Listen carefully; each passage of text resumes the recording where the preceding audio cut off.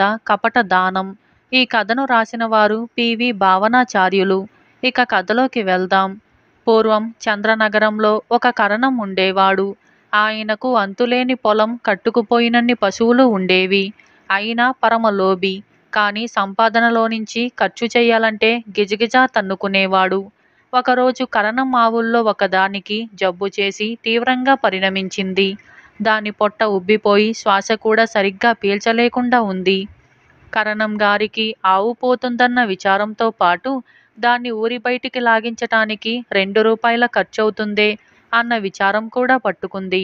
కరణం గారు ఈ విషయం తన భార్యతో అన్నాడు. ఆమెడు కూడా లోభంలో భర్తకు తీసుకుపోయేదేమీ కాదు. చచ్చిపోయే ఆవుని ఎట్లాగూ ఆపలేం, పై ఖర్చు తగలకుండా చూడండి అన్నదావిడ తన భర్తతో. అదే నేను ఆలోచిస్తున్నాను అన్నాడు కరణం తలూపుతూ. కరణం గారు వీధి అరుగుపై కూర్చొని ఉండగా అటుకేసి ఒక యాయవారం బ్రాహ్మణుడు వచ్చాడు. ఆ బ్రాహ్మణుడు ఆ ఊరికి కొత్త. ఆయన్ను చూడగానే కరణం గారికి మంచి ఆలోచన తట్టింది. ఏమయ్యా బ్రాహ్మడా, సమయానికి కనిపించావు, నీకోసమే కబురు చేద్దామనుకుంటున్నాను అన్నాడు కరణం. చిత్తం, ఏమిటి విశేషం అన్నాడు యాయవార బ్రాహ్మణుడు. వెనకటికి నాకొకసారి పెద్ద జబ్బు చేస్తే గోదానం చెయ్యమన్నారు. అది ఈనాటికి కూడా ముడిపడలేదు. ఇవాళ నువ్వు కనిపించావు. నువ్వైనా పిల్లా పీచు కలవాడివి. గోవును దానం చేస్తాను, హాయిగా ఇంటికి పట్టుకుపో అన్నాడు కరణం. బ్రాహ్మణుడికి పరమానందమైంది. ఆయనది పిల్లా పీచుగల సంసారం. పాలకు ఆయన చాలా ఇబ్బంది పడిపోతున్నాడు. ఈ కరణం గారు పరమలోభి అని విని ఆయన్ను ఎన్నడూ కూడా ఏమీ ఆశించలేదు ఈ బ్రాహ్మణుడు. కానీ తీరా చూస్తే ఆయన మంచి దానపరుడిలాగే కనిపించాడు. మీరిస్తానంటే నేను కాదంటానా? కానీ ఇవాళ అష్టమి బాగాలేదు. ఎల్లుండి దశమి నాడు దానం పడతాను అన్నాడు బ్రాహ్మణుడు వినయంగా. అలా కాదు, ఇవాళే, ఇప్పుడే పుచ్చుకోవాలి. నాకు పనులు నానబెట్టటం బొత్తిగా పనికిరాదు. గోదానానికి కూడా తిథివార నక్షత్రాలేమిటి అన్నాడు కరణం. కాదు కూడదంటే కరణం అవును, కాస్త మరొకరి చేతిలో పెట్టేస్తాడేమో అని యాయవార బ్రాహ్మణుడు మంచి రోజు కాకపోయినా గోదానం పుచ్చుకోటానికి సిద్ధమయ్యాడు. ఇద్దరూ బయలుదేరి కరణం గారి పశువుల శాలకు వెళ్లారు. చావు బ్రతుకుల మధ్య ఉన్న ఆవును చూపించి కరణం గారు, అదిగో నీ ఆవు, పట్టుకుపో అని అన్నాడు. బ్రాహ్మణుడికి కరణం దుర్బుద్ధి అర్థమైంది. ఆ ఆవు మీద పూర్తిగా ఆశ వదులుకున్నాకనే కరణం గారు దానం ఇవ్వటానికి నిశ్చయించాడు.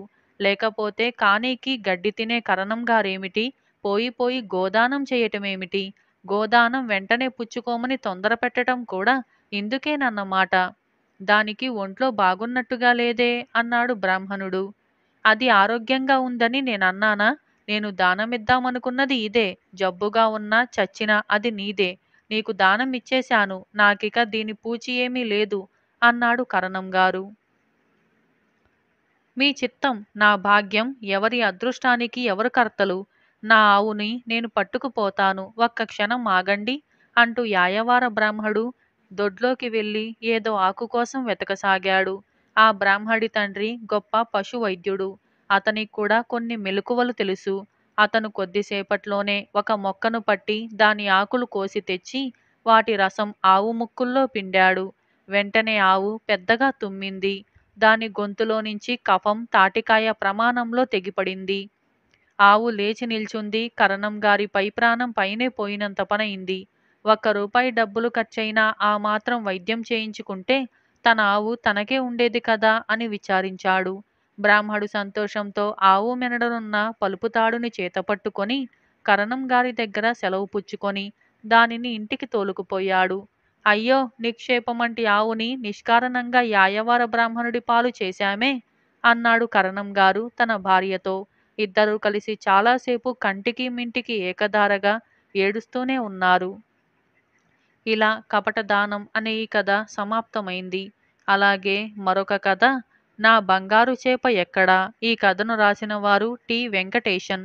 ఇక కథలోకి వెళ్దాం. భవానికి ఒక్కసారిగా దిగ్భ్రాంతి కలిగింది. ఉదయాన్నే నిద్రలేచిన వెంటనే ఆమె ముందు గదిలోని చేపల తొట్టి వైపు అడుగు వేసింది. తొట్టిలోని చేపలను, ప్రత్యేకించి బంగారు చేపను చూస్తే ఆమెకు చాలా సంతోషంగా ఉంటుంది. చేపలను పలకరించి తరువాతే ఆమె కాలకృత్యాలు తీర్చుకోవటానికి వెళ్తుంది. కానీ ఈరోజు ఆమెకు ఇష్టమైన బంగారు చేప కనిపించలేదు. భవాని నిరాశలో కూరుకుపోయింది. ఎక్కడికెళ్ళి ఉంటుందది? గత రాత్రి పిల్లి లేదా కుక్క ఏదైనా ఇంట్లోకి దూరి తన బంగారు చేపను తినేసి ఉంటుందేమో అని అనుకోవటానికి లేదు. ఎందుకంటే పిల్లి, కుక్క తోస్తే బద్దలయ్యేంత బలహీనంగా తొట్టిలేదు. ఆమెకు ఏడుపు తన్నుకొచ్చేసింది. చేపల్లోనే బంగారు చేప రత్నం లాంటిది. కిటికీలో నుంచి సూర్యకాంతి పడుతూ ఉంటే ఈ చేప అద్భుతమైన రంగుతో ప్రకాశిస్తుంది. క్షణంకాలం కూడా విశ్రాంతి లేకుండా అది ఈదుతూనే ఉంటుంది. భవాని ఈ విషయమై అమ్మా, ఈ చేపకు విశ్రాంతి అన్నది ఉండదా అని అమ్మను చాలాసార్లు అడిగింది. ఎందుకు లేదు, దానికి కూడా విశ్రాంతి అవసరం అంటూ అమ్మ కూడా చెప్పిందే చెబుతూ ఉంటుంది. లేదమ్మా, అది ఖాళీగా ఉండటం నేనెప్పుడూ చూడలేదు. అది ఎప్పుడూ చురుగ్గానే కదులుతూ ఉంటుంది. భవానీ, బంగారు చేప నిన్ను బాగా ఇష్టపడుతుందేమో, అందుకే అది ఎప్పుడూ నీ ముందే కదులుతూ ఉంటుంది కాబోలు. భవానీ అమ్మతో ఏకీభవించింది. ఈ బంగారు చేపే ఇప్పుడు తప్పిపోయింది. నిజంగానే స్నేహంగా ఉంటాయా? స్నేహితురాళ్ళు కనపడకపోయినా వాటికి పట్టదేమో. భవానీ ఏడవసాగింది. ఆమె తొట్టిలోకి తొంగి చూసింది. చేపల తొట్టిలోని నీరు నేలమీదికి కారి ఉండటం గమనించింది. నీరు గది పొడవునా ప్రవహించి ఇంటి ముఖద్వారం వద్ద నిలిచింది. ఉన్నట్టుండి ఆమెకు ఒక విషయం తట్టింది. తన స్నేహితులు ఎవరో ఇంట్లోకి ప్రవేశించి బంగారు చేపను తస్కరించి ఉండవచ్చు. వాళ్ళు గాబరాతో ఈ పని చేసినందువల్లే నీళ్లు గదంతా వ్యాపించాయి కాబోలు. అయినా ఎవరీ పని చేసి ఉంటారు? ఖచ్చితంగా తన స్నేహితుల్లోనే ఎవరైనా ఈ పని చేసి ఉండవచ్చు. ఎవరు వారు? రమ్య, రాధ, రవి? మనసులో సందేహం పొడుస్తూనే ఉన్నా భవాని వెంటనే రమ్య ఇంటికి పరిగెత్తింది. రమ్యను కలిసి మాట్లాడిన తరువాత తన మనస్సులో ఆమెపై సందేహాన్ని తుడిచేసిందామె. తరువాత రాధ ఇంటికెళ్ళింది. రాధతో మాట్లాడుతున్నప్పటికీ ఆమె చూపు ఆ ఇంట్లోని చేపల తొట్టిపై మళ్ళింది. రాధ వాళ్ళ ఇంట్లోని చేపల తొట్టిలో బంగారు చేప కనిపించలేదు. రాధ మాత్రం భవాని ఏదో తీవ్రంగా విచారపడుతున్నట్టుగా పసిగట్టి నిజం చెప్పమంటూ రాధని ప్రాధేయపడింది. భవాని వెక్కిళ్ళు పెడుతూ జరిగిందంతా చెప్పి బంగారు చేప కోసం వెతుకుతున్న విషయం బయటపెట్టేసింది. భవాని, ఆ చేపను ఎవరు దొంగలించారో నాకు తెలుసు. గంట క్రితం రవి మీ ఇంట్లోకి వెళుతూ ఉండటం చూశాను. అప్పటికీ నీవింకా నిద్రలేవలేదు. అతను కాసేపట్లో మళ్ళీ తిరిగొచ్చాడు. అతడే చేపను దొంగలించి ఉంటాడని నా అభిప్రాయం. అతడి ఇంటికి పోదాం పద. ఇద్దరు అమ్మాయిలు రవి ఇంట్లోకి ప్రవేశించారు. రవి అమ్మ వారిని ఆహ్వానించింది. ఏమైందమ్మా? ఈరోజు పాఠశాలకు సెలవు కదా, నాకు తెలుసు. రవి నుంచి ఏవైనా నోటు పుస్తకాల కోసం వచ్చారా? లేదు పిన్ని, భవానీ చేపల తొట్టి నుంచి బంగారు చేప తప్పిపోయింది. ఈ విషయం తనకు తెలిసేమోనని మేము రవిని అడగటానికి వచ్చాం అంతే. వెంటనే రవి వాళ్ళమ్మ రవిని పిలిచింది. కాని అతడు మిద్దెపై నుంచి కిందికి రాలేదు. అమ్మ పదే పదే పిలిచినా రాలేదు. అప్పుడు వాళ్ళమ్మ తానే మిద్దె వరకు వెళ్ళి రవిని బలవంతంగా లేవదీసుకుని వచ్చింది. చూడరా, భవానీ బంగారు చేప గురించి నీకేమైనా తెలుసా? నాకా? బంగారు చేప గురించా? నాకేం తెలుసు? రవి వాదించాడు. కానీ నీవు పొద్దున్నే భవానీ వాళ్ళింటికి వచ్చావు కదా అన్నది రాధ. అక్కడ్నించి దేన్నో దాచిపెట్టుకొని వచ్చినట్టుంది. నేనా? లేదు లేదు, నేను ఏ బంగారు చేపను దొంగలించలేదు. నన్ను వదిలివేయండి అంటూ రవి తన తలను విదిల్చాడు. భవాని బాగా నిరాశపడి పక్కనున్న కుర్చీలో కూలబడింది. భవాని, ఏం జరిగింది అంటూ రవి వాళ్ళమ్మ కేక పెట్టింది. నాకు కాసిన్ని నీళ్లు కావాలి పిన్ని, నాకేమీ పాలుపోవటం లేదు. వెంటనే రవి వాళ్ళమ్మ గ్లాసుతో కుండలో నీళ్లు తీసుకొని వచ్చింది. నీళ్ల గ్లాసును భవానీకి ఇచ్చింది. గ్లాసు కేసి చూస్తూ పిన్ని అంటూ గావు కేక పెట్టింది భవాని. ఆమె ప్రాణంగా చూసుకునే బంగారు చేప గ్లాసులో నీళ్లల్లో ఈదులాడుతూ ఉంది. బంగారు చేప ఇక్కడ ఉంది, ఆహా అద్భుతం అంటూ రాధ కేకపెట్టి చప్పట్లు చరిచింది. రవి వాళ్ళమ్మ నివ్వెరపోయింది. అప్పటికే పాలిపోయిన ముఖంతో కనపడుతున్న రవికేసి చూసింది. నిన్ను నా కొడుకు అని చెప్పుకోటానికి సిగ్గుపడుతున్నానురా. చేపను దొంగలించి తెచ్చినందుకు భవానీకి క్షమాపణలు చెప్పు. వదిలేయండ్లే పిన్ని అన్నది భవాని గ్లాసును తన హృదయానికి పొదువుకుంటూ. ఏమైతేనేం నా బంగారు చేపను నేను మళ్ళీ దక్కించుకున్నాను అని చెప్పింది. ఇలా ఈ కథ సమాప్తమైంది. అలాగే మరొక కథ నమ్మక ద్రోహం. ఈ కథను రాసిన వారు బి. అంకరాజు. ఇక కథలోకి వెళ్దాం. వత్స దేశానికి రాజధాని అయిన అమరావతి నగరంలో నరవాహన దత్తుడు పరిపాలన చేసే కాలంలో వసుధరుడు అనే పేదవాడు బరువులు మోసి జీవిస్తూ ఉండేవాడు. ఇటువంటి గర్భదరిద్రుడికి ఒకనాడు రాచనగర ద్వారం సమీపంలో రత్నాలు పొదిగిన కంకణం ఒకటి దొరికింది. వసుధరుడు దానిని తన ఇంటికి తీసుకుపోయి కంకణం నుంచి ఒక రత్నం ఊడగొట్టి హిరణ్యగుప్తుడు అనే రత్నవర్తకుడి దగ్గరికి పట్టుకుపోయాడు. హిరణ్యగుప్తుడు దాన్ని పరీక్షించి, రత్నం మేలుజాతిది, నువ్వు అమ్మేటట్లయితే 1,00,000 దీనారాలిచ్చి కొంటాను, అమ్మి డబ్బు పుచ్చుకుంటావా అని అడిగాడు హిరణ్యగుప్తుడు. అంత డబ్బు నేను మాత్రం ఎక్కడ దాచేది బాబూ, మీ దగ్గరే ఉంచండి, నాకు కావలసినప్పుడల్లా వచ్చి తీసుకుంటాను అన్నాడు వసుధరుడు. తరువాత వాడు 5 సార్లుగా 5,000 దీనారాలు తీసుకొని రాజభోగంగా తింటూ తాగుతూ మంచి బట్టలు వేసుకొని ఉల్లాసంగా తిరగసాగాడు. అమరావతి నగరంలోనే రత్నదత్తుడు అనే వర్తకుడు ఉన్నాడు. ఆయన వసుధరుడి చేత చాలాసార్లు సరుకులు మోయించుకున్నాడు. వాడు ఇటీవల తన వద్దకు రాకపోవటం రత్నదత్తుడు గమనించి ఇతర కూలీలను అడిగితే వాళ్ళు, వాడిప్పుడు కూలీకెందుకొస్తాడు బాబూ, చాలా గొప్పవాడైపోయాడు, వాడి చేతిలో లక్ష్మి తాండవం చేస్తుంది అని చెప్పారు. వసుధరుడికి సిరి ఎట్లా వరించిందో తెలుసుకోవాలని రత్నదత్తుడికి కోరిక కలిగింది. ఆయన వాణ్ణి మంచిగా పిలిపించి, ఒరేయ్, నీకు మంచి రోజులు వచ్చినట్టు విన్నాను, ఒక పూట మా ఇంట భోజనం చేసి వెళ్ళు, మనం చాలా కాలం కిందట స్నేహితులం కదా అని అన్నాడు. వసుధరుడు దానికి ఒప్పుకున్నాడు. రత్నదత్తుడు వాడి చేత బాగా తాగించి మంచి మాటలతో వాడి రహస్యమంతా తెలుసుకున్నాడు. తరువాత రత్నదత్తుడు వసుధరుడిని ఇంటికి పంపేసి రాజుగారి దగ్గరకు వెళ్ళి అంతా చెప్పేశాడు. మహాప్రభు, ఇంత వెలగల కంకణం తమదే అయి ఉండాలి, విచారణ చేసి న్యాయం చెయ్యాలి అన్నాడు రత్నదత్తుడు. ఈ మాట వినగానే నరవాహన దత్తుడికి తన కంకణం పోయిన సంగతి జ్ఞాపకం వచ్చింది. కొంతకాలం క్రితం ఆయన ఊరేగింపు వెళ్ళి వచ్చాక చేతి కంకణం ఒకటి కనిపించలేదు. దానికోసం వెతికించమని ఉత్తరువు చేశాడు. తిరిగి దాని విషయం ఆయనకు జ్ఞాపకం రానేలేదు. నరవాహన దత్తుడు కంకణంతో సహా వసుధరుణ్ణి ఆస్థానానికి పిలిపించాడు. కంకణం రాజుదే అని తేలింది. దానిమీద ఆయన పేరు కూడా ఉంది. దీని మీద మా పేరు ఉండటం చూసి కూడా ఏమని నీ సొంతం చేసుకున్నావురా అని రాజు వసుధరుడిని గద్దించి అడిగాడు. కూలీ మూటలు మోసుకునేవాణ్ణి, నాకు దానిమీద ఏం రాసుందో ఎట్లా తెలుస్తుంది దొర అన్నాడు వసుధరుడు.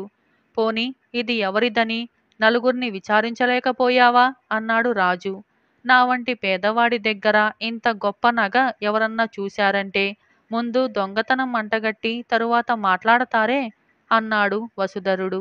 ఇదంతా వింటున్న వృద్ధమంత్రి యౌగంధరాయనుడు, వాడు నిర్దోషి, పోనివ్వండి, హిరణ్యగుప్తుడికి రత్నంతో సహా రమ్మని కబురు పంపండి అని అన్నాడు. కొద్దిసేపట్లోనే హిరణ్యగుప్తుడు రత్నంతో సహా వచ్చాడు. ఏమయ్యా, ఈ కంకణం మీద మా పేరుండటం చూసి కూడా ఇందులోని రత్నాన్ని ఏమని కొన్నావు? ఈ నేరం కారణంగా నువ్వు దండనార్హుడివి కావా అన్నాడు రాజు. ప్రభు, నేనీ కంకణం ఎన్నడూ చూడలేదు. వసుధరుడనేవాడు నా దగ్గరికి వచ్చి ఈ రత్నం మాత్రం తెచ్చి అమ్మాడు. పేదవాడు కదా అని నేను అన్యాయం చేయలేదు, న్యాయమైన వెలకే దాన్ని కొన్నాను. వాడు నా దగ్గర 5,000 దీనారాలు మాత్రమే పుచ్చుకున్నాడు. మిగిలిన సొమ్మంతా నా వద్దే ఉంది అన్నాడు హిరణ్యగుప్తుడు. అంత పేదవాడికి ఇంత వెలగల రత్నం ఎలా వచ్చింది? దొంగలించాడేమోనని నీకు అనుమానం కలగలేదటయ్యా అన్నాడు రాజు. ప్రభు, మా వృత్తి వర్తకం చేయటం, అంతేకాని దొంగలను పట్టటం కాదు. మా ధర్మం మేము తప్పి నడిచినప్పుడు ధర్మప్రభువులు మమ్మల్ని చిత్తానుసారము దండించవచ్చు అన్నాడు హిరణ్యగుప్తుడు. అతను నిర్దోషి, 5,000 దీనారాలు తిరిగి ఇప్పించి అతన్ని పంపించేయండి అన్నాడు యౌగంధరాయనుడు. రాజుగారు బహుకరిస్తారని రత్నదత్తుడు ఉత్సాహంగా వచ్చాడు. కాని అతడిని చూస్తూనే యౌగంధరాయనుడు, ఏమయ్యా, నీ ప్రవర్తన మాకేమీ నచ్చలేదు. నీవు వసుధరుడిని నమ్మించి మోసం చేశావు. కానీ ఇది మొదటి తప్పు కనుక క్షమిస్తున్నాము అని అన్నాడు. రత్నదత్తుడు యౌగంధరాయనుడి మందలింపుతో సిగ్గుతో తలదించుకుని వెళ్ళిపోయాడు. ఇలా నమ్మక ద్రోహం అనే ఈ కథ సమాప్తమైంది. అలాగే మరొక కథ కానుకల మర్మం. ఈ కథను రాసిన వారు పుప్పాల కృష్ణమూర్తి. ఇక కథలోకి వెళ్దాం.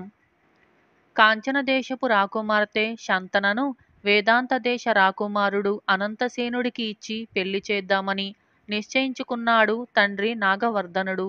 ఆమె చిత్రపటాన్ని వేదాంత నగరం పంపించాడు.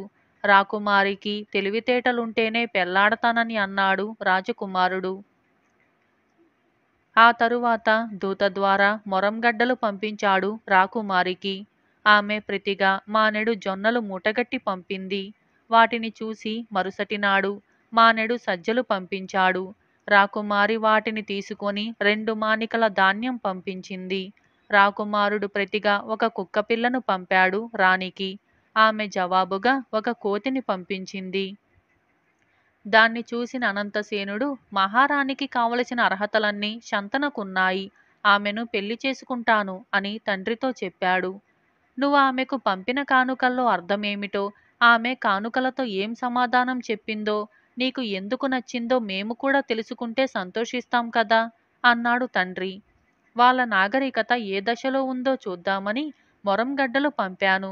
మేము వాటిని మానేసి జొన్న రొట్టె తింటున్నాం అని జొన్నలు పంపింది. నేను సజ్జలు పంపాను వండుకొని తినమని. అవి మానేసి సన్నబియ్యం తింటున్నామని, మీకంటే ఒక మెట్టు పైనే ఉన్నామన్నట్టుగా ధాన్యం పంపింది అని అన్నాడు. మరి ఈ కుక్క కోతి గొడవ ఏంటి అన్నాడు తండ్రి. రాకుమారిని ఆట పట్టించటానికి కుక్కపిల్లను పంపాను. దానికి మీరు ఆంజనేయ స్వామి భక్తులు కదా, అందుకే మీకు ప్రియమని కోతిని పంపిస్తున్నాను అని చెప్పకనే చెప్పింది అని అన్నాడు. ఇంకేం అందము తెలివితేటలు కూడా వచ్చాయి. ఈరోజే మీ వియ్యంకుడికి కబురు పంపిస్తాను అని అన్నాడు రాజు. ఇలా కానుకల మర్మం అనే ఈ కథ సమాప్తమైంది. ఈ కథ మీకు నచ్చిందా? అయితే ఇప్పుడే లైక్ చేయండి. ఇటువంటి మరిన్ని కథల కోసం ఇప్పుడే మన ఛానల్ని సబ్స్క్రైబ్ చేయండి. హేలాపురి నివాసి వరహాలయ్య కుమారుడు మాధవుడు 8 ఏళ్ల వాడు. తల్లిదండ్రులకు కడగొట్టువాడు కావటంతో అల్లారుముద్దుగా పెరిగాడు. చురుకైనవాడు, తెలివైనవాడు అని బంధువులంతా వాణ్ణి మెచ్చుకుంటూ ఉండేవారు. అయితే ఇంత తెలివిగలవాడని పేరు తెచ్చుకున్న మాధవుడు ఒకే ఒక్క విషయంలో మాత్రం అతి తెలివి తక్కువగా ప్రవర్తించేవాడు. అదెలాగంటే, ఒకసారి ఒక బంధువు వరహాలయ్య ఇంటికి వచ్చాడు. ఏదో పని మీద ఆ బంధువు తిరిగి వెళ్ళబోయే ముందు జేబులోంచి ఒక వెండి నాణెం, రాగి నాణెం తీసి మాధవుడి ముందు పెట్టి ఆ 2 నాణేల్లో ఏదో ఒక నాణెం తీసుకోమని అన్నాడు. మాధవుడు వెంటనే రాగి నాణెం తీసుకున్నాడు. ఇది చూసి ఆ బంధువు తెల్లబోయాడు. ఎంతో తెలివిగలవాడని పేరు తెచ్చుకున్న మాధవుడు విలువైన వెండి నాణెం తీసుకోకుండా రాగి నాణెం ఎందుకు ఎంచుకున్నాడో అర్థం కాలేదు బంధువుకు. ఆయన మాధవుడి తెలివి తక్కువతనానికి లోలోపల నవ్వుకుంటూ వెండి నాణ్యాన్ని తన జేబులో వేసుకొని వెళ్ళిపోయాడు. ఆ జరిగిన విషయం దాగనే లేదు. ఆ నోట ఈ నోట పడి ఊరిలో చాలామందికి తెలిసిపోయింది. తండ్రి వరహాలయ్యను మించిన తెలివితేటలతో వ్యాపారంలో లక్షలార్జిస్తాడని అందరూ అనుకునే మాధవుడు ఇంత అమాయకుడు, తెలివి తక్కువ వాడునా అని అందరూ నవ్వుకోసాగారు. ఆనాటి నుంచి మాధవుడి తెలివి తక్కువతనం చూసి వినోదించేటందుకు ఊరిలోని వాళ్ళు తరచుగా వాడి ముందు ఒక వెండి నాణెం, ఒక రాగి నాణెం ఉంచేవారు. ప్రతిసారి వాడు రాగి నాణెం తీసుకునేవాడు. ఇది చూసే వాళ్ళందరికీ మంచి వినోదంగా ఉండి నవ్వుకునేవారు. ఇలా ఉండగా ఒక రోజున వరహాలయ్య ఇంటికి సోమయ్య అనే బంధువు ఒక ఆయన వచ్చాడు. ఆయన వరుసకు మాధవుడికి మామ అవుతాడు. ఊరి వాళ్ళ ద్వారా ఆయనకు మాధవుడి వెండి, రాగి నాణేల సంగతి తెలిసింది. అది విని ఆయన చాలా బాధపడ్డాడు. వరహాలయ్య నలుగురి సంతానంలో మాధవుడొక్కడే మగపిల్లవాడు. వాడు పెద్దవాడయ్యాక తండ్రి వ్యాపారాన్ని దక్షతతో నడపలేకపోగా ఉన్న ఆస్తిపాస్తుల్ని చిన్నాభిన్నం చేయగలడని ఆయనకు తోచింది. సోమయ్య వారం రోజుల పాటు ఊర్లో తన పనులు చూసుకొని తిరిగి వెళ్లే రోజున మాధవుణ్ణి దగ్గరకు పిలిచి తన చేతిలోని వెండి, రాగి నాణేలను వాడికి చూపుతూ, ఒరేయ్, నీకిష్టమైంది ఇందులో ఏదో ఒకటి తీసుకో అని అన్నాడు. మాధవుడు చప్పున రాగి నాణెం తీసుకున్నాడు. మాధవుడు తెలివి తక్కువతనానికి అందరిలా సోమయ్య హేళనగా నవ్వకపోగా ఎంతో జాలిగా, ఒరే బాబు, విలువైన వెండి నాణెం తీసుకోకుండా రాగి నాణెం తీసుకున్నావేమి? నువ్వు మరి అంత మూర్ఖుడివా అని అన్నాడు. దానికి మాధవుడు కాస్త చిన్న గొంతుతో, మావయ్య, నేను వెండి నాణెం తీసుకోవటం మొదలు పెడితే ఊళ్ళో ఎవరు తమ వినోదం కోసం నాతో ఈ ఆట ఆడరు కదా. ఇప్పుడు కనీసం నాకు రాగి నాణెం కూడా దక్కదు. ఇలా ఎప్పుడు రాగి నాణేలే తీసుకోవటం వల్ల నా దగ్గరున్న ఇంత పెద్ద రేకు డబ్బా వాటితో నిండిపోయింది చూడు అంటూ గదిలోకి పోయి బాగా బరువుగా ఉన్న ఒక రేకు డబ్బా తెచ్చి సోమయ్యకు చూపించాడు. డబ్బు నిండుగా ఉన్న రాగి రేకులను చూసి సోమయ్య తెల్లబోయాడు. ఆయన ఏదో అనబోయేటంతలో మాధవుడు, మావయ్య, ఈ సంగతి నువ్వు ఎవరితోనూ అనకు అని అన్నాడు. ఈ విధంగా తెలివితేటలు అనే ఈ కథ సమాప్తమైంది. మరొక మంచి కథ వైద్యుడి ఎన్నిక. లక్ష్మీపురం జమీందారు సూర్యభూపతి ధర్మబుద్ధి, దయాహృదయము కలవాడు. సూర్యభూపతి జమి చాలా పెద్దది. చుట్టుపక్కల గల 100 గ్రామాలకు పైగా ఆయన జమీకి సంబంధించినవే. ఆ గ్రామాలన్నింటిలోకి లక్ష్మీపురం పెద్దది. సూర్యభూపతి ముత్తాత తండ్రి లక్ష్మీపురంలో ఒక ఉచిత వైద్యశాలను కట్టించాడు. సూర్యభూపతి తరం వచ్చేసరికి చుట్టుపక్కల గ్రామాల నుంచి కూడా రోగులు లక్ష్మీపురానికే వస్తూ ఉండేవారు. ఇందుకు కారణం లక్ష్మీపురపు వైద్యశాలలో వైద్యం చేసే వృద్ధ వైద్యుడు నీలకంఠ శాస్త్రి. అటువంటి నీలకంఠ శాస్త్రి వృద్ధాప్యం కారణంగా కన్నుమూశాడు. ఆయన మరణం ప్రజలతో పాటు సూర్యభూపతికి కూడా విచారం కలిగించింది. నీలకంఠ శాస్త్రి ప్రధాన శిష్యులైన 4గురిలో ఏ ఒక్కరినైనా నియమించమని ఆయనకు మిత్రులు సలహా ఇచ్చారు. సూర్యభూపతి సంగతంతా తన మిత్రుడైన చంద్రవర్మకు చెప్పి సమస్యకు పరిష్కార మార్గం సూచించమని కోరాడు. ఇందుకు చంద్రవర్మ, భూపతి, నీలకంఠ శాస్త్రి శిష్యులు 4గురిని రేపు ఉదయం సరిగ్గా 8 గంటలకు కచేరీకి రమ్మని కబురు చెయ్యి. వాళ్ళల్లో ప్రతిభావంతుడైన వ్యక్తిని ఎన్నిక చేసే బాధ్యత నాది అంటూ సూర్యభూపతి చెయ్యవలసిన మరొక పని కూడా చెప్పి వెళ్ళాడు. సూర్యభూపతి వెంటనే తన మనుషుల చేత మిత్రుడు చెప్పిన విధంగా నీలకంఠ శాస్త్రి శిష్యులకు కబురు చేశాడు. తాము ఊహించిన విధంగా జమీందారు పంపిన వార్త విని 4గురు మర్నాటి ఉదయం 8 కల్లా కచేరీకి చేరుకున్నారు. అక్కడ ఉన్న నౌకర్లు వారిని సగౌరవంగా కూర్చోబెట్టి, జమీందారు గారు ఏవో అత్యవసర కార్యాలు చక్కబెడుతున్నారు, అన్యదా భావించక తమను కొద్దిసేపు వేచి ఉండమని అన్నారు అని చెప్పారు. అయితే జమీందారు ఎంతకు రాలేదు. కచేరీలో 11 గంటలు కొట్టారు. 12 గంటలు కాబోతుండగా జమీందారు సూర్యభూపతి చంద్రవర్మ రానున్న చోటికి వచ్చాడు. తమను చూసి గౌరవంతో లేచి నిలబడి నమస్కరించిన వాళ్ళకేసి పరీక్షగా చూస్తూ కూర్చోవలసిందిగా చెప్పి సూర్యభూపతితో పాటు చంద్రవర్మ కూర్చున్నాడు. వైద్యశాస్త్ర పూవనమాలు కూడా తెలియని వీళ్ళిద్దరూ తమను ఎలా పరీక్షిస్తారో అర్థం కాక ఆశ్చర్యపడుతూ ఆ వచ్చిన 4గురు చూడసాగారు. ఇంతలో ఒక నౌకరు ఒక గాజు కూజాలో సగానికి నీళ్లు తీసుకొని వచ్చి జమీందారు ఎదురుగా బల్ల మీద పెట్టి వెళ్ళాడు. నౌకరు వెళ్ళిపోగానే చంద్రవర్మ, ఇప్పుడు నేను 3 ప్రశ్నలు వేస్తాను, మీరు 4గురు ఒక్కొక్కరుగా జవాబులు చెప్పండి అని మొదటగా జయంతుడనే యువకుణ్ణి లేచి రావలసిందిగా సైగ చేశాడు. జయంతుడు రాగానే చంద్రవర్మ అతడికి బల్ల మీది గాజు కూజాను చూపిస్తూ, జయంత, దాన్ని గురించి ఒక్క వాక్యం చెప్పు అని అన్నాడు. వైద్యం గురించిన ప్రశ్నలేవో వేస్తాడని ఆశించిన జయంతుడు, ఆ గాజు కూజాలో సగానికి నీళ్లున్నవి అన్నాడు చిరాకుగా. బాగుంది అని చంద్రవర్మ అతడికి ఎదురుగా ఉద్యానవనంలో ఆకులన్నీ రాల్చి దాదాపు 3 బారినట్టుగా ఉన్న ఒక వృక్షాన్ని చూపిస్తూ, జయంత, ఆ వృక్షం గురించి కూడా ఒక్క వాక్యం చెప్పు అని అన్నాడు. ఈసారి జయంతుడు కాస్త చిరాకుగానే, ఋతుధర్మం ప్రకారం ఆ చెట్టు ఆకులన్నీ రాలుస్తున్నది అని అన్నాడు. సరే, ఇక 3వ ప్రశ్న ఏమిటంటే, పై 2 ప్రశ్నలు నేను నిన్ను ఎందుకు అడిగినట్టు అని ప్రశ్నించాడు చంద్రవర్మ. జయంతుడు ఈ ప్రశ్న వింటూనే తెల్లబోయి ఏదో నోటికి వచ్చిన జవాబు విని వినపడినట్లుగా చెప్పాడు. ఇందుకు చంద్రవర్మ చిన్నగా నవ్వి అతన్ని వెళ్ళి కూర్చోవలసిందిగా చెప్పి మిగిలిన వారిని పిలిచాడు. ఆ వచ్చిన నరేంద్రుడు, మోహనుడు కూడా ఇంచుమించు జయంతుడిలాగే ప్రవర్తించి కొద్దిపాటి మాటల తేడాలతో అతడి జవాబులే చెప్పాడు. చివరకు వచ్చిన లలితుడు మాత్రం గాజు కూజాను చూస్తూ, ఇప్పటికే సగం నిండి ఉన్న ఈ కూజాను పూర్తిగా నింపడం మాత్రం మరింత సులభం అని అన్నాడు. ఈ జవాబు విన్న సూర్యభూపతి అప్రయత్నంగా షబాష్ అన్నాడు. తరువాత లలితుడు వృక్షానికేసి చూస్తూ, ఈ శిశిర ఋతు ధర్మం ప్రకారం ఆకులు రాలుస్తున్న ఆ వృక్షం హేమంతం రాగానే నిండుగా పచ్చటి ఆకుల్ని నింపుకొని కలకల్లాడుతుంది అని అన్నాడు. అప్పుడు చంద్రవర్మ, ఇక ఆఖరు ప్రశ్నకు జవాబు మాతో పాటు నీ సహచరులకు కూడా చెప్పు అని అన్నాడు. లలితుడు వినయంగా, వైద్య శాస్త్రాలన్నింటిలోకి కీలకమైనది మనస్తత్వ శాస్త్రం. శారీరకంగా ఏదైనా రుగ్మత రాగానే మనిషి ముందు కొద్దో గొప్పో తన మనోబలాన్ని కోల్పోతాడు.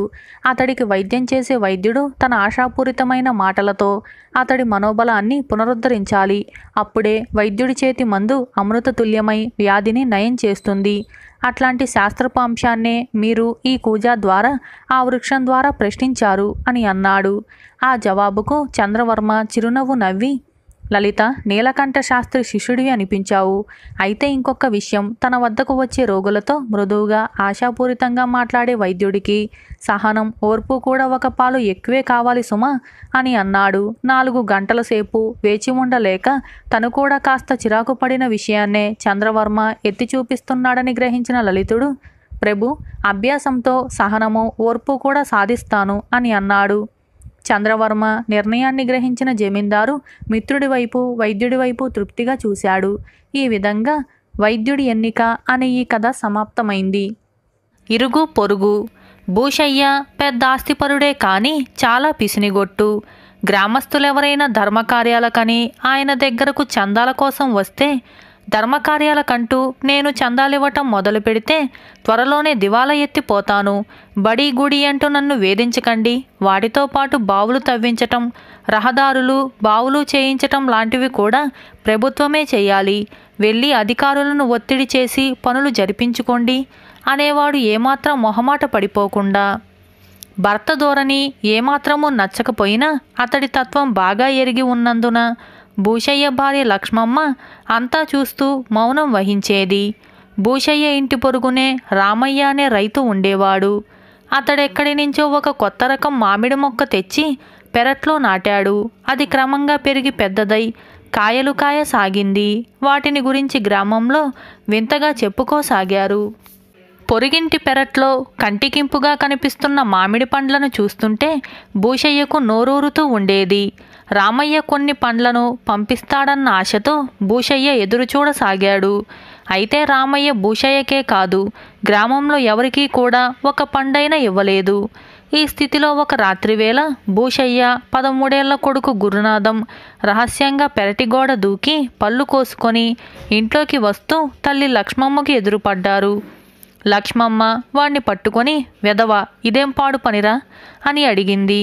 అందుకు గురునాథం, అమ్మ, ఇదేం పాడు పని కాదు, ఈ చుట్టుపక్కల ఎక్కడా దొరకని ఇంత మంచి మామిడి పళ్ళు చెట్టుకు విరక్కాసిన రామయ్య ఎవరికీ ఒక్క పండైనా ఇవ్వలేదు.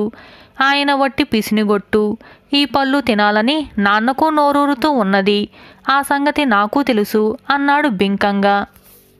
పక్క గదిలో ఉన్న భూషయ్య కొడుకు జవాబుకి చాలా సంతోషించాడు. కానీ లక్ష్మమ్మ కోపంగా, పొరుగింటి రామయ్య తనకున్న దానిలో కొంతైనా ఇతరులకు ఇవ్వటం లేదని నీకు అక్కువగా అనిపించిందన్నమాట. మీ నాన్న ఈ పండ్లకేసి చూసే చూపు నేను గమనిస్తూనే ఉన్నాను. తనకు పుష్కలంగా ఉన్న దాన్ని ఇతరులతో పంచుకోలేకపోవటం స్వార్థం, పిసినారితనం అవుతుందని నాకు తెలుసు అని అన్నది. మరైతే నా మీద ఎందుకు కోపం తెచ్చుకున్నావు అని అడిగాడు గురునాథం. ఎందుకా, నువ్వు రామయ్యనైతే తప్పు పట్టగలిగావు, కానీ మీ నాన్న సంగతేమిటి? మన గ్రామంలో బడి కానీ బాటసారులకు ఉపయోగించే సత్రం కానీ లేవు. మనం ఏమీ లేని పేదవాళ్ళం కాదు, బాగా ఉన్నవాళ్ళమే. అయినా 10 మందికి మేలు కలిగే పనుల్లో మీ నాన్న చందాలిచ్చి సాయం చేస్తున్నాడా ఏంటి అన్నది లక్ష్మమ్మ. గురునాథం ఏదో అనబోతున్నంతలో భూషయ్య గది నుంచి బయటికి వచ్చి, వాడిది చిన్నతనం, కొత్త రకం మామిడి పళ్ళు తినాలన్న ఆశ కొద్దీ వాడు కోసుకొని వచ్చాడు. అదేదో పెద్ద దొంగతనం అయినట్లు వాడికి చివాట్లెందుకు పెట్టావు అని అన్నాడు. ఆ మాటలకు లక్ష్మమ్మ చిన్నగా నవ్వి, ఆశ కొద్దీ ఇతరుల సొత్తును చేజిక్కించుకోవటం దొంగతనం అనిపించుకోదా? మన దగ్గర ఉన్న సొమ్మును ఆశ కొద్దో అవసరం కలిగో ఎవరైనా దోపిడీ చేస్తే దాన్నేమని పిలవాలి అని అడిగింది. భూషయ్య ఆ ప్రశ్న విని వెలవెలపోయి, మామిడికాయలు దొంగలించుకొని వచ్చిన బాబును నువ్వన్న మాటలన్నీ నేను విన్నాను అని అన్నాడు. ఇందాక మన గురునాథం చేసింది దొంగతనం కాదన్నారు కదా, మరి ఇంతలోనే అది దొంగతనం ఎలా అయిపోయింది అన్నది లక్ష్మమ్మ.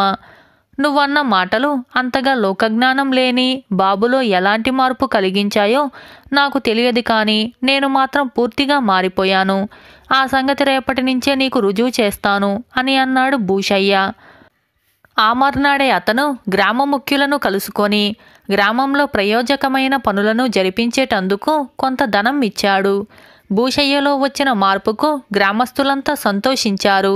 రామయ్య తన పెరట్లో కాసిన మామిడి పండ్లను స్వయంగా తీసుకొని పోయి భూషయ్యకిచ్చి, భూషయ్య, మనం ఇరుగు పొరుగు ఇంటి వాళ్ళమన్న సంగతి ఈనాటి వరకు గుర్తుకు రాలేదు సుమా అని అన్నాడు.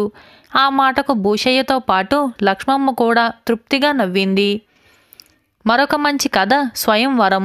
మాలవ దేశాన్ని పరిపాలించే మాధవవర్మ వృద్ధుడైపోవటంతో తన తదనంతరం రాజ్యపాలన ఎవరైనా పరాయివాడి హస్తగతమవుతుందేమో అన్న బెంగ పట్టుకుంది. ఆయనకు పుత్రులు లేరు. ఒకే ఒక కుమార్తె, ఆమె పేరు రత్నమాల. రత్నమాల గొప్ప అందగత్తె, తెలివితేటలు కలది. కానీ ఆమెకు రాజ్యాన్ని పాలించే శక్తి సామర్థ్యాలు కానీ దక్షత కానీ లేవు. మాధవవర్మ తనను పట్టి పీడిస్తున్న సమస్య గురించి మంత్రి సుగుణపాలుడికి చెప్పి పరిష్కార మార్గం అడిగాడు. అందుకు మంత్రి, మహారాజా, మీరీ విషయమై ఏమాత్రమూ బెంగపడకండి. మన రాజ్యంలో అన్ని విద్యలతో పాటు క్షాత్ర విద్యల్లో కూడా ఆరితేరని యువకులు ఎందరో ఉన్నారు. యువరానికి స్వయంవరం ప్రకటించి అన్నింటా మిగిలిన యువకుల కన్నా మిన్న అని తేలిన యువకుడికి రత్నమాలనిచ్చి వివాహం జరిపించండి. అతడు రాజ్యాన్ని ఏ ఒడిదొడుకులు లేకుండా పరిపాలించగలడు అని సలహా ఇచ్చాడు. రాజుకి ఈ సలహా నచ్చింది.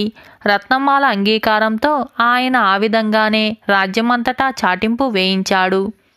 స్వయంవరానికి వచ్చిన యువకుల మధ్య శాస్త్ర క్షాత్ర విద్యల్లో పోటీలు జరిగాయి. అందులో ప్రతి ఒక్కరిని అన్ని విద్యల్లో జయవర్మ అనే యువకుడు ఓడించాడు. మాధవవర్మ అతన్ని అభినందించి, నువ్వు నా కాబోయే అల్లుడివి, ఈ దేశానికి రాజువు అని తేలిపోయింది. నా కుమార్తెను వివాహమాడి రాజుగా పట్టాభిషిక్తుడవై కాబోయే ముందు నువ్వు సాధించవలసిన మరొక ముఖ్య కార్యం ఒకటి ఉన్నది అని అన్నాడు. అదేమిటో చెప్పండి అన్నాడు జయవర్మ. రాజధానికి ఉత్తరంగా ఉన్న అరణ్య మార్గంలో ఉగ్రశీలుడు అనే బందిపోట్ల నాయకుడు ఉన్నాడు. వాడా ప్రాంతాల్లో ఎంతో కాలంగా ప్రజలను దోచుకుంటూ ఇక్కట్ల పాలు చేస్తున్నాడు. వాణ్ణి పట్టి బంధించాలనే నా ప్రయత్నాలు ఫలించనే లేదు. మాలవ దేశానికి కాబోయే రాజుగా ఇది నీకొక పరీక్ష వంటిది. ఏ విధంగానైనా సరే ఆ ఉగ్రశీలుణ్ణి నువ్వు లొంగదీయాలి. ఇందుకు అవసరమైన సైనికుల్ని వెంట తీసుకుని వెళ్ళు అని అన్నాడు మాధవశర్మ. జయవర్మ కొద్దిసేపు ఆలోచించి, మహారాజా, ఈ పని సైనికులను వెంట పెట్టుకుని పోయి సాధించగలిగిందైతే కాదు. వాళ్ళను చూస్తూనే ఆ బందిపోటు అరణ్యంలో మరొక ప్రాంతానికి పారిపోగలడు. కాబట్టి నేను ఒంటరిగా వెళ్ళదలిచాను అని అన్నాడు. ఆ తరువాత జయవర్మ అరణ్యం ప్రవేశించి ఉగ్రశీలుడి జాడల గురించి ఆ ప్రాంతాల ప్రజలను అడగసాగాడు. బందిపోటు నాయకుడి అనుచరులు ఈ సంగతంతా పసిగట్టి జయవర్మను తమ నాయకుడి వద్దకు తీసుకుని వెళ్ళారు. జయవర్మ తానెవరైనది ఉగ్రశీలుడికి చెప్పి, నేను ఈ రాజ్యంలోని వీరులందరినీ ఓడించాను. రాజు తన కుమార్తెతో నా వివాహం జరిపించి నాకు సింహాసనం అప్పగించబోతున్నాడు. నన్ను ద్వంద్వ యుద్ధంలో ఓడించగలిగితే రాజ్యం, రాకుమార్తె నీకు లభించగలవు అని అన్నాడు. అది విన్న ఆ ఉగ్రశీలుడు మహానందంతో కత్తి దూశాడు. అప్పుడు జరిగిన ద్వంద్వ యుద్ధంలో వాడు జయవర్మను అవలీలగా ఓడించి రాజధానికి వెళ్ళి రాజు మాధవవర్మను దర్శించి, మహారాజా, మీరు రాకుమార్తె స్వయంవరానికి పెట్టిన పోటీలలో అందరినీ ఓడించిన జయవర్మను నేను ద్వంద్వ యుద్ధంలో చిత్తు చేశాను. అందుకని అన్నమాట ప్రకారం మీ కుమార్తెనిచ్చి వివాహం చేసి రాజ్యాన్ని నా పరం చేయండి అని అన్నాడు. ఈ వింత పరిమాణానికి రాజు ఆశ్చర్యపోతూ ఉండగా జయవర్మ అక్కడికి వచ్చి, మహారాజా, ఈ ఉగ్రశీలుడు నన్ను ఓడించానని అంటున్నాడు. కానీ చూసిన వాళ్ళెవరూ లేరు. సభ ఏర్పాటు చేసి మా ఇద్దరి మధ్య పోటీ జరిపించండి అని అన్నాడు. ఈసారి జరిగిన కత్తి యుద్ధంలో జయవర్మ బందిపోటు నాయకుణ్ణి సునాయాసంగా ఓడించి వాడి కంఠానికి కత్తిని గురిపెట్టి, ఒరేయ్, మాలవ దేశానికి కానున్న రాజుగా నిన్ను ఆజ్ఞాపిస్తున్నాను. తక్షణం నువ్వు నీ అనుచరులతో ఈ రాజ్యం వదిలి ఎక్కడికైనా వెళ్ళిపో అని అన్నాడు. ఉగ్రశీలుడు ప్రాణభయంతో గడగడా వణికిపోతూ 2 చేతులు జోడించి, మీ ఆజ్ఞను శిరసావహిస్తాను. ఈరోజే నా అనుచరులతో రాజ్యం విడిచి మరొక దేశానికి పోతాను. నేనాడిన మాటను తప్పను మహారాజా అంటూ అక్కడి నుంచి వెళ్ళిపోయాడు. అది చూసి మాధవవర్మ ఎంతగానో సంతోషించి రత్నమాలతో జయవర్మ వివాహం జరిపి రాజ్యానికి అతన్ని పట్టాభిషిక్తుని చేశాడు. తరువాత ఒకనాడాయన జయవర్మతో, జయ, నువ్వు బందిపోటు నాయకుణ్ణి వెతుకుతూ వెళ్ళినప్పుడు నీకెలాంటి ఆపద కలగకుండా చూడమని కొందరు వేగులను నీ వెనకగా పంపించాను. అక్కడ ఉగ్రశీలుడి చేతిలో ఓడిపోయిన నువ్వు అందరూ సభికులు ఎదుట క్షణాల మీద అతన్ని ఓడించావు. ఇదెలా సాధ్యమైంది అని అన్నాడు. ఇందుకు జయవర్మ చిరునవ్వు నవ్వి, న్యాయ నిర్ణేతలు లేకుండా జరిగే ఏ పోటీ అయినా ప్రయోజనం లేనిదే. అందువల్లనే అరణ్యంలో ఓడిపోయి బందిపోటు నాయకుణ్ణి ఓడించే ప్రయత్నం చేయలేదు. ఇది మొదటి కారణం అని అన్నాడు. మరి రెండవ కారణం అని ప్రశ్నించాడు మాధవవర్మ. అరణ్యంలో వాడిని నేను ఓడించి ఉంటే వాడు మీ సమక్షానికి వచ్చేవాడు కాదు. రాజ్యంలో మరొక ప్రాంతానికి పోయి ప్రజలను దోచుకుంటూ ఉండేవాడు. ఇలా ఆలోచించే వాడికి రాకుమారిని రాజ్యాన్ని ఎరగా చూపించి ఇక్కడికి వచ్చేలా చేశాను అని అన్నాడు జయవర్మ. ఈ జవాబు విన్న మాధవవర్మ తన అల్లుడు విద్యావంతుడు, ధైర్యవంతుడే కాక ఎంతో వివేకి అని కూడా గ్రహించి చాలా ఆనందపడ్డాడు. ఈ విధంగా స్వయంవరం అనే ఈ కథ సమాప్తమైంది. ఇటువంటి మంచి మంచి కథల కోసం ఇప్పుడే మా ఛానల్ని సబ్స్క్రైబ్ చేయండి. మీకు ఈ వీడియో నచ్చిందా? అయితే లైక్ చేయండి.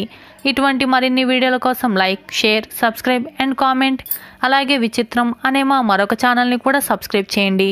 లింక్ మీకు డిస్క్రిప్షన్లో ఇస్తాను. నచ్చినట్లయితే లైక్ చేయండి, సబ్స్క్రైబ్ చేయండి. Thank you for watching.